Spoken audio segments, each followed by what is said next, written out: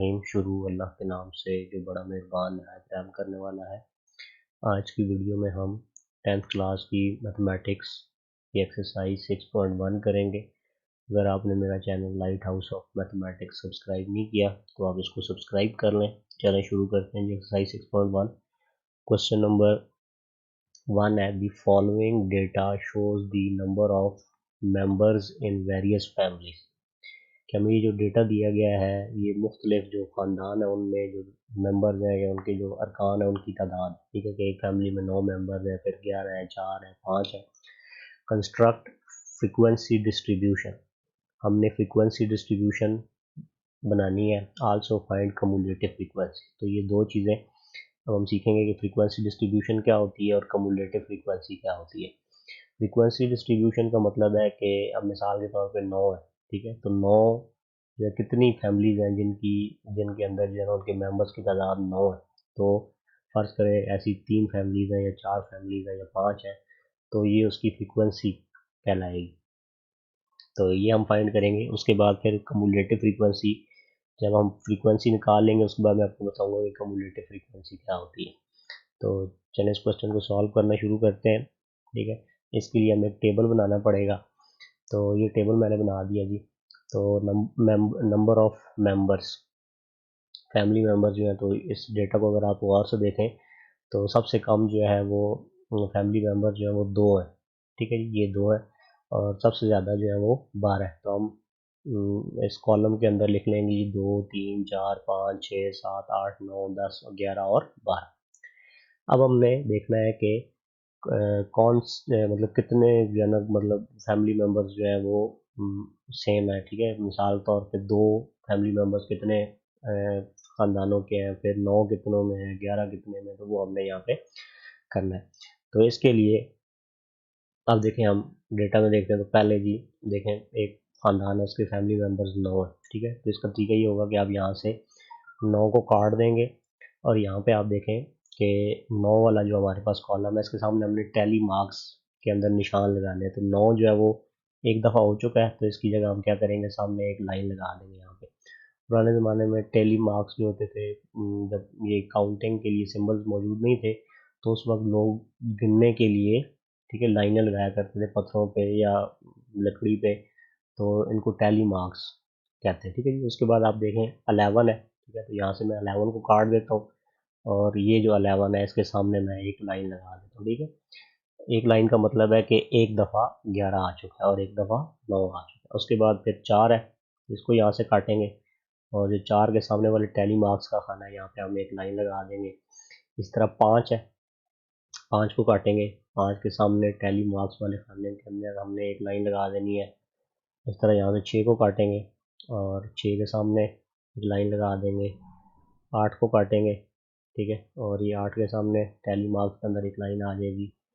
इस तरह 4 को काटेंगे, ठीक है, तो 4 के अंदर अब पहले एक लाइन हो चुकी है, तो 4 दूसरी दफ़ा आ रहा है तो हम ये एक लाइन और लगा देंगे। इसके बाद 3 है, 3 को काट देते हैं और यहाँ पे 3 के सामने एक लाइन लगा देंगे। यहाँ पे मैं काट इस तरह रहा हूँ कि जो हो जाए वो हम फिर दोबारा से उसको रिपीट ना कर दें गलती से। उसके बाद 7 है, तो 7 वाले टैली मार्क्स के खाने में हम 1 एक लगा देते हैं जी लाइन।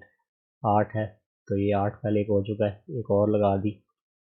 फिर 5, ये 5 वाले में, ठीक है, दूसरी लाइन आ गई, फिर ही 5 है, तो इधर तीसरी लाइन आ गई, मतलब 5 3 दफ़ा आ चुका है।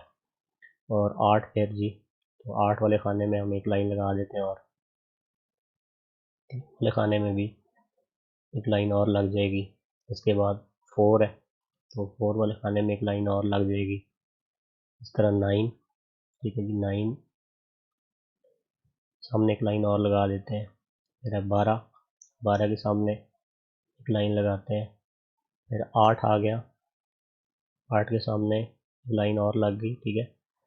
उसके बाद 9 है, तो 9 के सामने लाइन लगा दी। फिर 10 था, 10 को काट दिया, 10 के सामने एक लाइन लगा दी।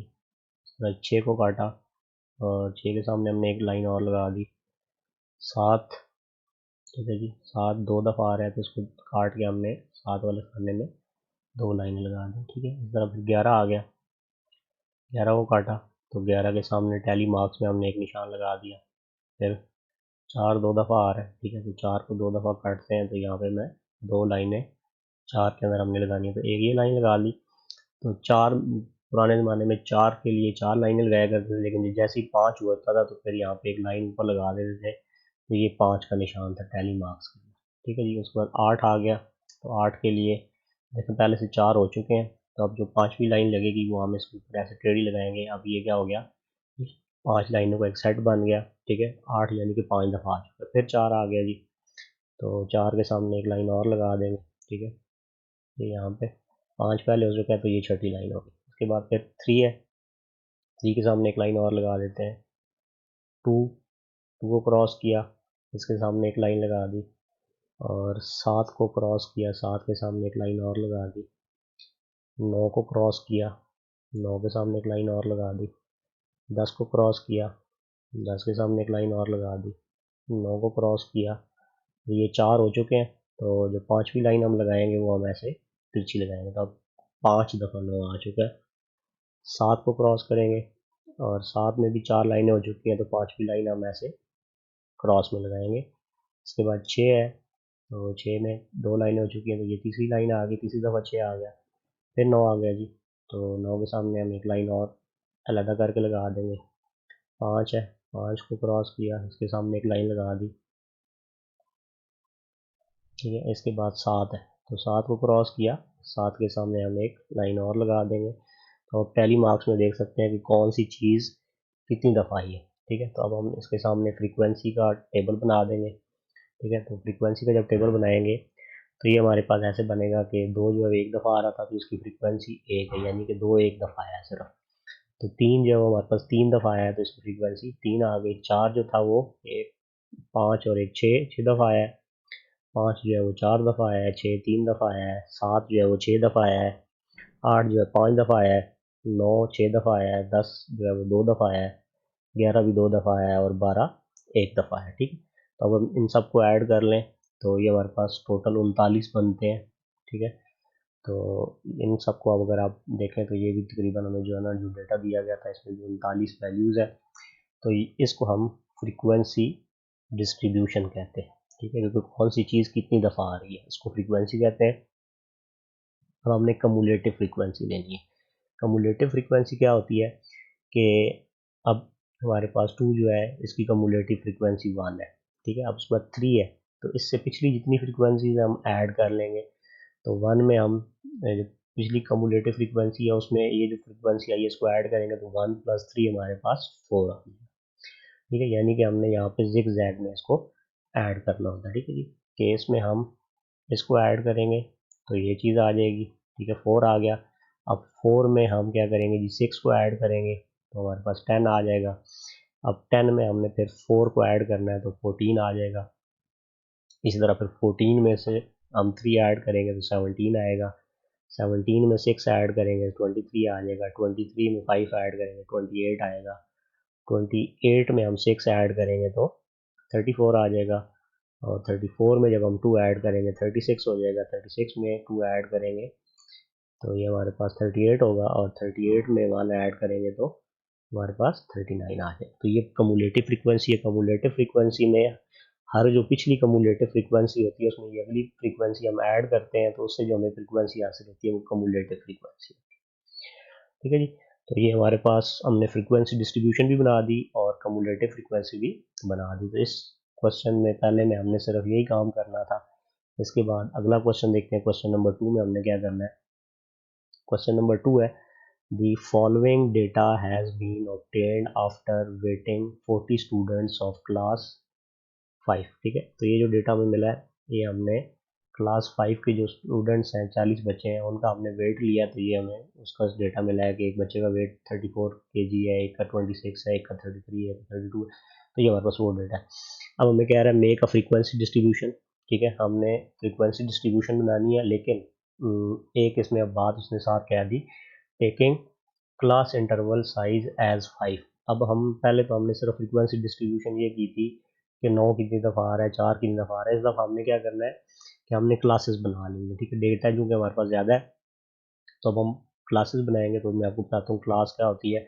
Also make less than cumulative frequency, उसके बाद मतलब फ्रीक्वेंसी डिस्ट्रीब्यूशन बनानी है क्लासेस बना के 5-5 के इंटरवल की, साथ फिर हम cumulative frequency less than cumulative frequency ये फाइंड करेंगे। ठीक है, तो क्लासेस का उसने हिंट भी दिया क्वेश्चन में, कहता है कि 20 से 24 तक एक क्लास बना रहे हैं, 25 से 29 तक बना लें, 5-5 की क्लासेस बनानी है हमने।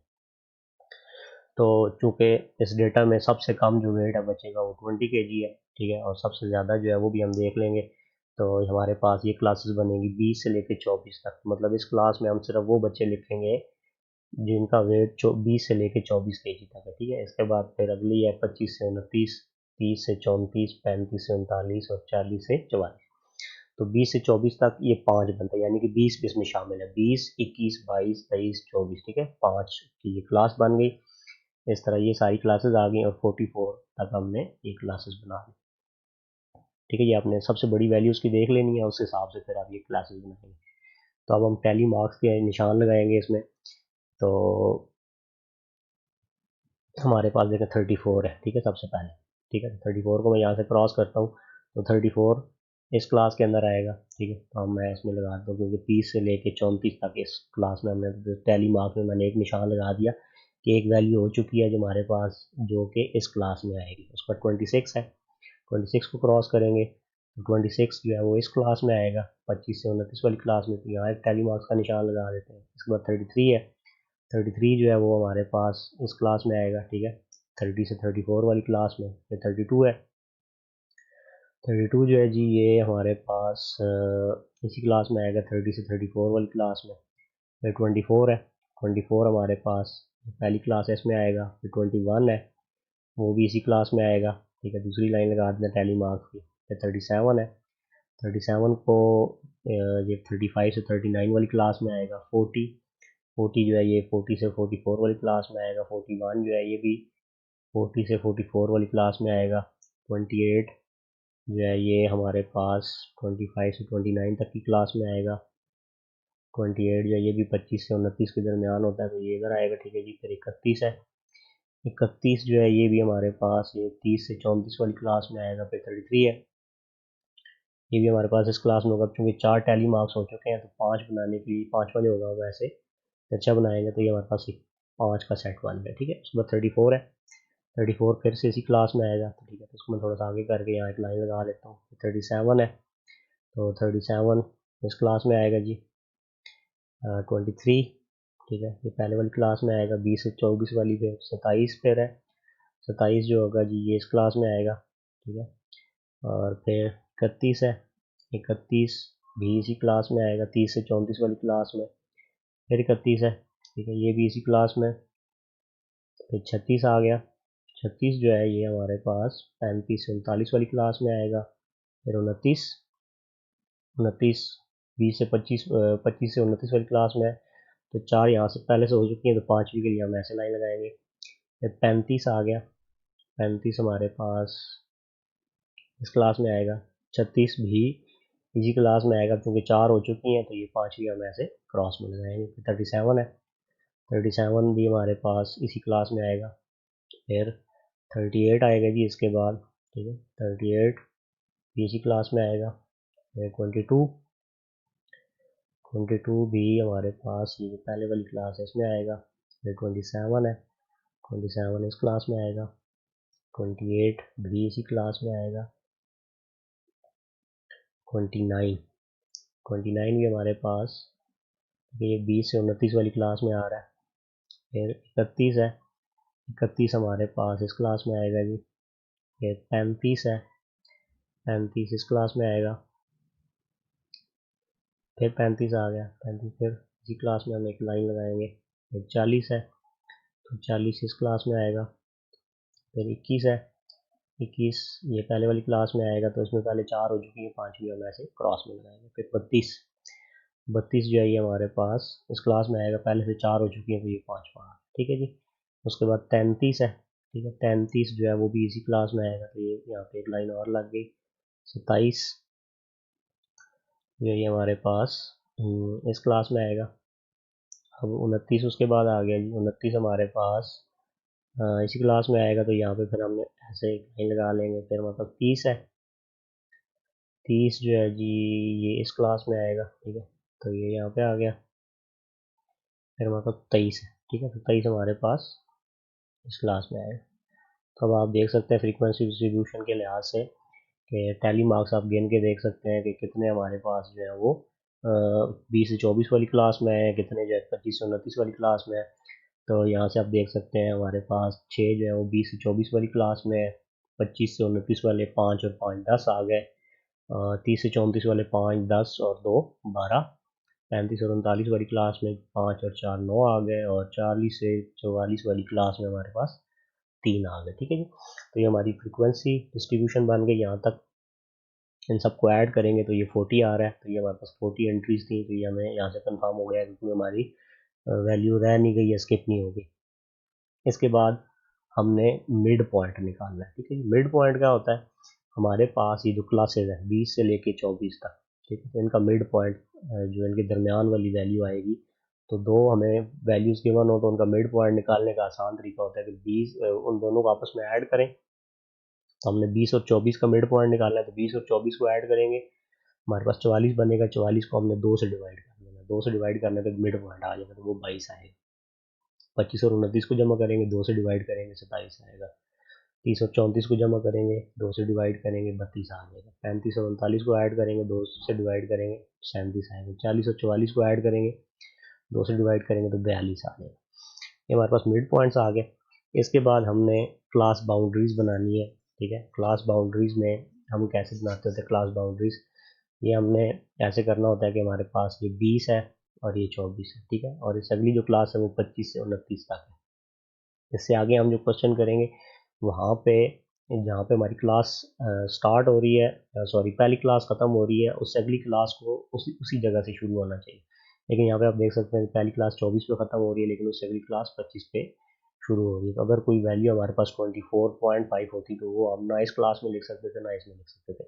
तो उसके लिए हम क्या करते हैं कि जो पहले वाली क्लास है उसकी आखिरी वैल्यू और उससे अगली क्लास की पहले वाली वैल्यू है ये सेम होनी चाहिए, ताकि दो क्लासेस के दरमियान डिफरेंस ख़त्म हो जाए। तो उसका तरीकाकार ये होता है कि हम ऐसे करते हैं कि जो हमारे पास ये वाली वैल्यू होती है, ठीक है जी, ये वाली वैल्यू जो है अगली क्लास की जो वैल्यू 25, ठीक है 25, ठीक है, ये हम लिखेंगे। इसमें से हमने क्या करना है, ये जो इससे पिछली वाली क्लास है उसकी आखिरी वैल्यू ये 24 है, ठीक है, इसको इसमें से माइनस करेंगे, ठीक है, तो 24 इसमें से माइनस कर देंगे, ठीक है, डिवाइडेड बाय हमारे पास ये हमारे पास 1 आ जाएगा, ठीक है, और ये 1 आएगा तो हमने इसको क्या करना है 2 से डिवाइड कर देना, ठीक है, जो इसका आंसर आएगा। तो ये हमारे पास 0.5 आ गया, ठीक है जी। तो ये लिखने में थोड़ी सी मुझे मुश्किल हो रही है, ठीक है, तो ये हमारे पास 0.5 आ जाएगा। तो अब 0.5 का मतलब ये है कि हम अब यहाँ पे जो हमारी पास ये जो क्लास है 20 से 24 तक, तो जो क्लास का जो स्टार्टिंग वैल्यू है उसमें से 0.5 हम माइनस कर देंगे, और जो आखिरी वैल्यू है क्लास जहाँ पे ख़त्म हो रही है उसमें हम 0.5 ऐड कर देंगे। तो अब 20 में से आप 0.5 माइनस करें तो 19.5 आ जाता है, ठीक है। इसी तरह अगर आप 24 में 0.5 ऐड करें तो 24.5 हो जाता है। 25 में से 0.5 माइनस करें तो 24.5 हो जाता है, और 29 में 0.5 ऐड करें तो 29.5 हो जाता है। इस तरह आप ये सारा करेंगे तो आप देखेंगे कि पहले वाली जो क्लास जहाँ पे ख़त्म होगी उससे अगली क्लास उसी जगह से शुरू होगी, ठीक है, ठीक है। 24.5 पे ख़त्म हो रही थी, अगली क्लास 24.5 पे शुरू होगी। ये क्लास 29.5 पे ख़त्म हो रही थी, अगली क्लास 29.5 पे शुरू हो रही है, ठीक है। तो ये तरीकाकार होता है क्लास बाउंड्रीज निकालने का। तो इसके बाद हमने एक चीज़ और निकालनी थी, कम्युलेटिव फ्रीक्वेंसी निकालनी थी, लेस देन कम्युलेटिव फ्रीक्वेंसी।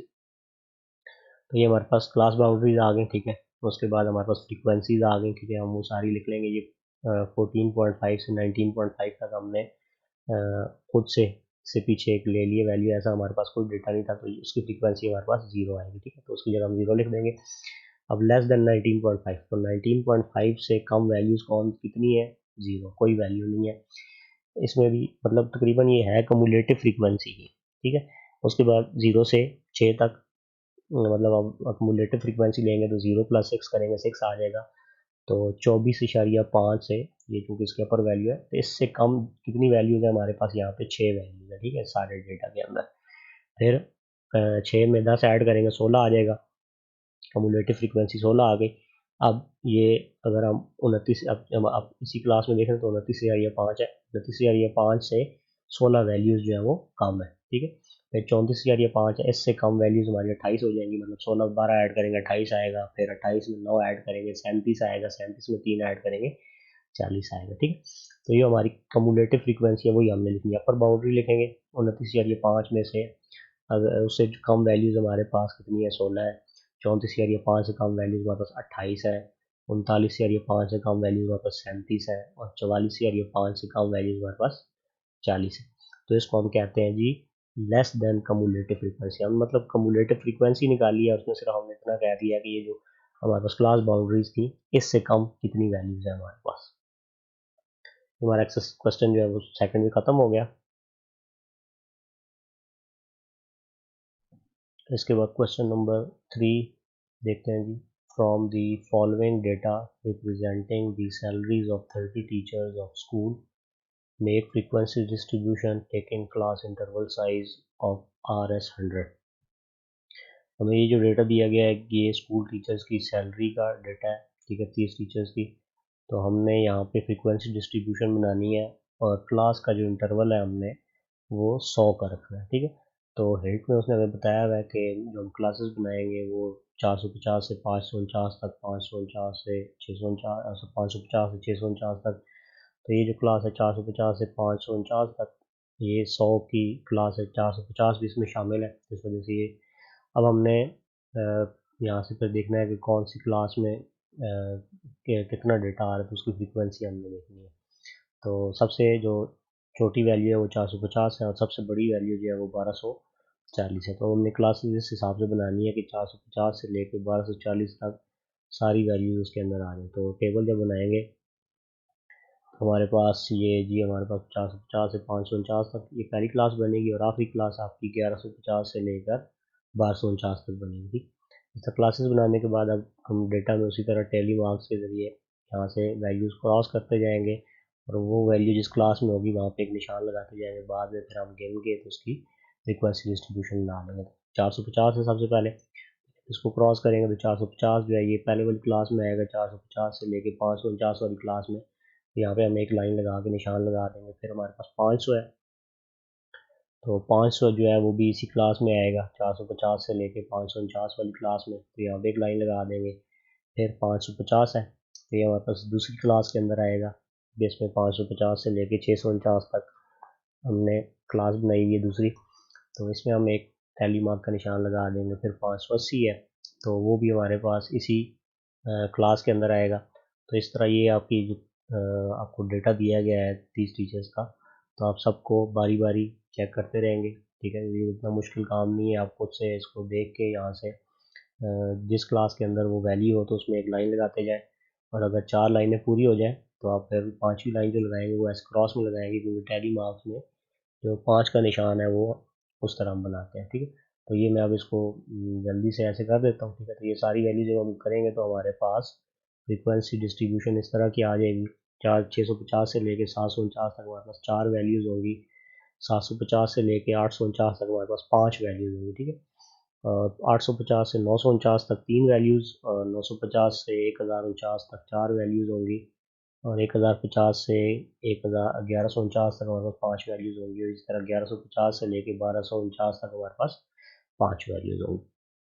तो इन टैली मार्क्स को गिन के हम फ्रीक्वेंसी डिस्ट्रीब्यूशन बनाएंगे, जो कि हमारे पास 2 2 4 5 3 4 5 और 5 आ रहे हैं। इन सबको ऐड करेंगे तो ये हमारे पास 30 आ रहा है। ठीक है, इसको इनके साथ टैली करना चाहिए, मतलब जितना हमारे पास डेटा है यहाँ पे भी 30 आना चाहिए, क्योंकि हमारे पास कोई वैल्यू स्किप तो नहीं होगी। जब आप ऐसे क्रॉस करते रहेंगे तो इससे आपसे वैल्यू स्किप नहीं होगी। तो इस क्वेश्चन में हमने यही सिर्फ करना था कि हमने फ्रीक्वेंसी डिस्ट्रीब्यूशन बनानी थी।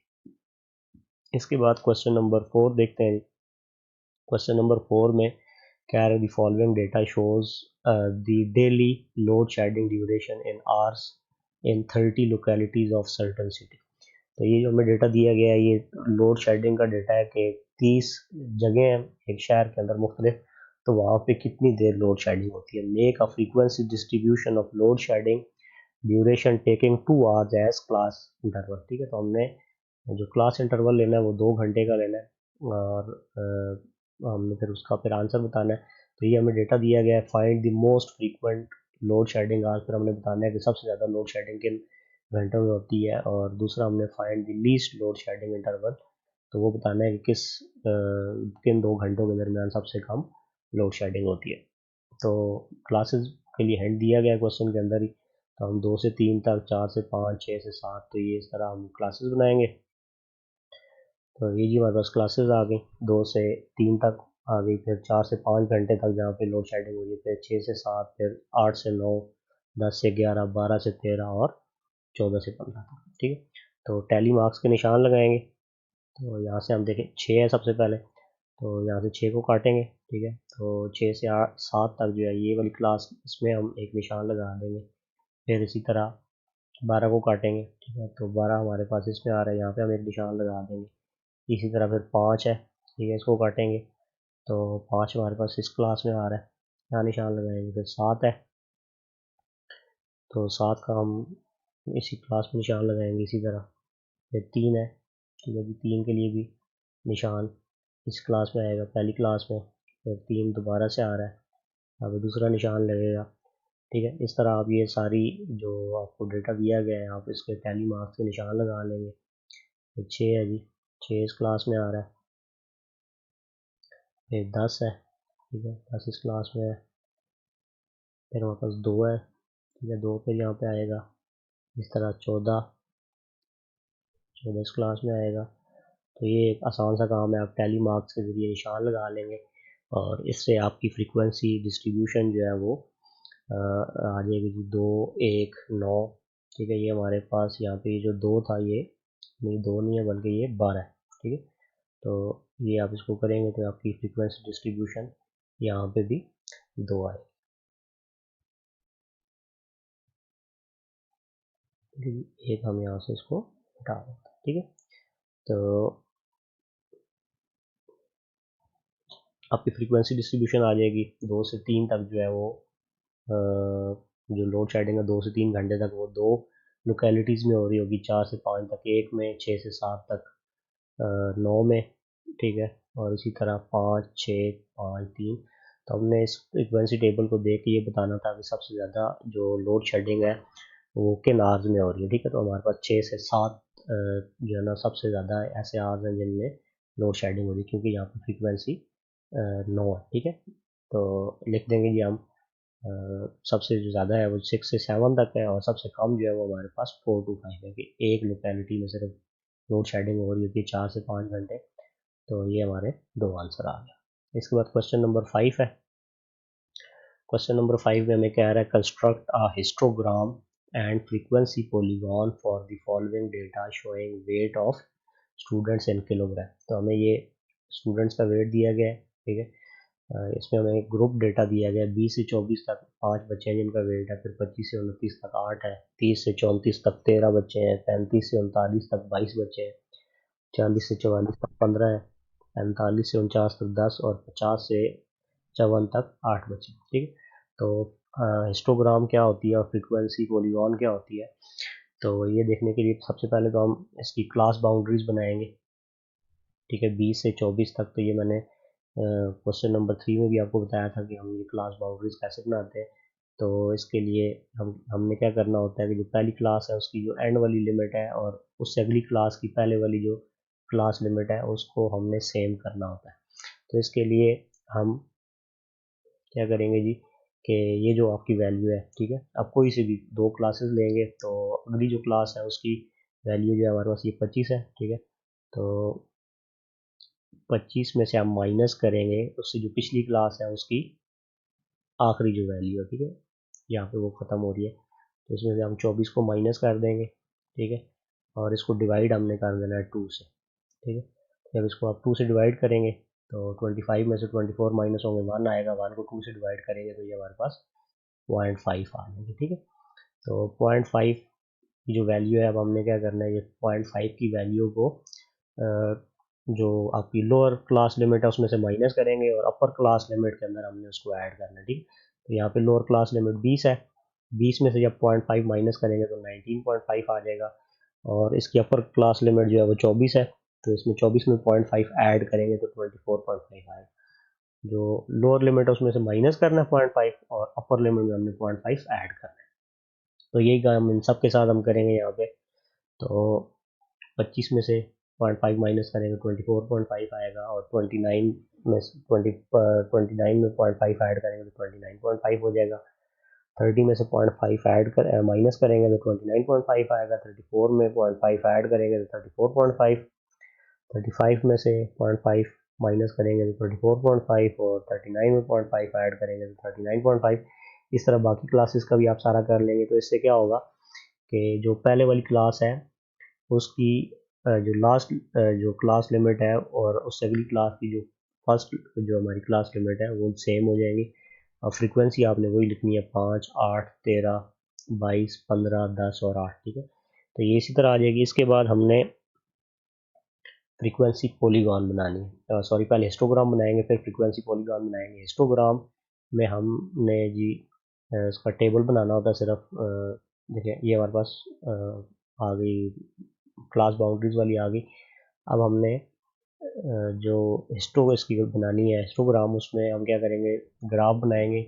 एक्स एक्सिस और वाई एक्सिस लेंगे। एक्स एक्सिस पे हम क्लास बाउंड्रीज लेंगे, ठीक है। तो हमारे पास थी 19.5, तो 24.5, फिर हमारे पास 29.5, 34.5, ये हम वैल्यूज यहाँ पे लेंगे।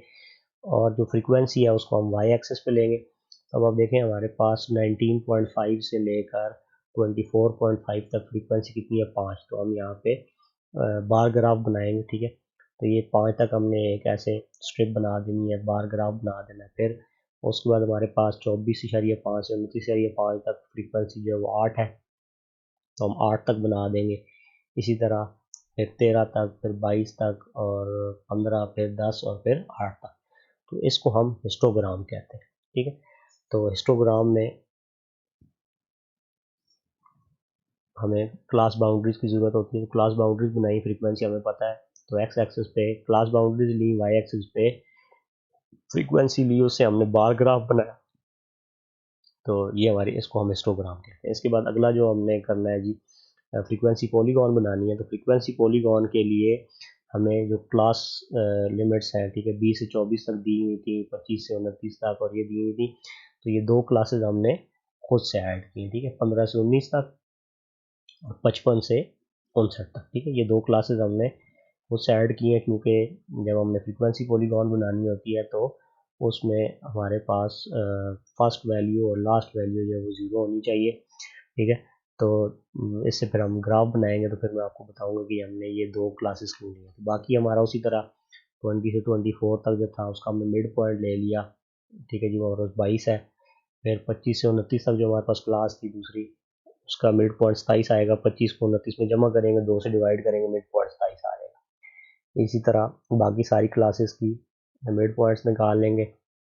और फ्रीक्वेंसी आपको पता है। तो अब हम यहाँ पे इसका क्या कहते हैं जी, फ्रीक्वेंसी पॉलीगॉन बनाते हैं। तो अब देखें पहले 15 से लेकर 19 तक, ठीक है, इसका मिड पॉइंट क्या है, हमारे पास 17 है, ठीक है। तो हम जो इसका मिड पॉइंट होगा, ठीक है, हमने एक्स एक्सिस पे मिड पॉइंट लेना है, वाई एक्सिस पे हमने फ्रीक्वेंसी लेना है, ठीक है। हमने जो बनाई थी हिस्टोग्राम बनाई थी, उसमें हमने क्लास बाउंड्रीज और फ्रीक्वेंसी के दरमियान बनाया था बार ग्राफ। अब हमने यहाँ पे लाइन ग्राफ बनाना है, जिसमें एक्स एक्सिस पे हम मिड पॉइंट्स लेंगे और वाई एक्सिस पे हमने फ्रीक्वेंसी लेनी। तो सबसे पहला मिड पॉइंट 17 है, ठीक है, जो हमने ये क्लास खुद से ली है 15 से 19 तक, और इसकी फ्रीक्वेंसी क्या है, 0 है। तो ये चूंकि हमारे पास जो ये ग्राफ है, ठीक है, फ्रीक्वेंसी पॉलीगॉन है, इसको 0 से स्टार्ट होकर 0 पे ख़त्म होना चाहिए, ये क्लोज शेप होनी चाहिए, ठीक है। तो उसके लिए ये 0 आ गया। उसके बाद फिर जो दूसरी हमारे पास क्लास थी उसका मिड पॉइंट 22 है, ठीक है। तो 22 की फ्रीक्वेंसी कितनी है, 5, तो हम 5 पे निशान लगा देंगे। इस तरह उससे अगला मिड पॉइंट है 27, और उसकी वैल्यू 8 है, तो फिर 8 पे निशान लगा देंगे। इसी तरह फिर 32 है हमारे पास, 32 का निशान आ जाएगा जी हमारे पास 13 पे, ठीक है, वाई एक्सेस के लिहाज से हम 13 के सामने निशान लगाएंगे। फिर हमारे पास जी 37 है, तो 37 की वैल्यू हमारे पास 22 है, तो 37 के सामने इसको ऊपर लेके आएंगे और यहाँ से 22 के सामने यहाँ पे निशान लगाएंगे। इसी तरह फिर हमारे पास 42 है अगला मिड पॉइंट, और वो 15 है, तो 15 पे निशान लगाएंगे। 47 के सामने वाई एक्सिस के सामने से 10 पे निशान लगाएंगे। 52 के सामने 8 पे लगाएंगे, और फिर 57 पे यहाँ पे ज़ीरो हो जाएगा। फिर ये हमें जितने पॉइंट्स मिलेंगे इन सबको हमने लाइन के ज़रिए मिला देना है और इसी लाइन को हम फ्रीक्वेंसी पॉलीगॉन कहते हैं।